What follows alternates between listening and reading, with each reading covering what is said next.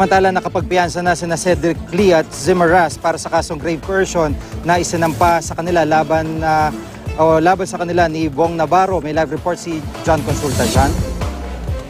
Gigi, pagkatapos ng ilang minutong pagdinig sa Taguig RTC, lumabas si Cedric Lee at Zimmeras kasama ang mga tauhan ng NBI. Diretso pagpapasak ng sakyan, agad daw patungo sa bahagi ng Department of Justice para sa pagdinig. Ayon kay Atty. Romel Martinez, isa sa mga ahente ng NBI na kasama ng dalawa.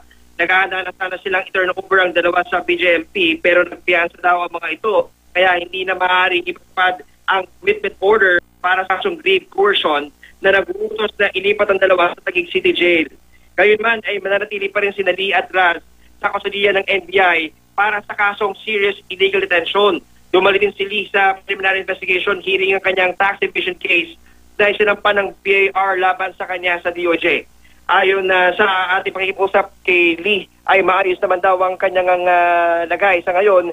Subalit sinabi niya na minadalingan nila itong agad ginawa itong pagpapiyansa nga kanina, Jiggy, para hindi na matuloy ang kanilang paglilipat dito mula sa NBI Detention Center papunta sa may bahagi ng Taguig City Jail.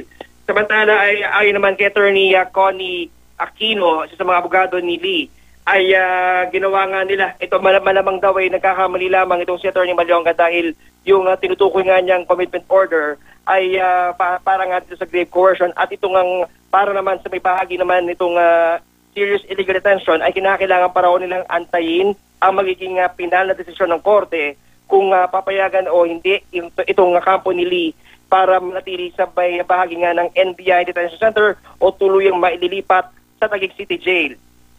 Samantala, Gigi, ay kailangan pangintayin itong magiging desisyon ng korte at inaasahan na lang lalabas na ito anumang araw sa mga darating na linggo. Yan muna latest, wala pa rin sa NBI. Balik siyo, Gigi.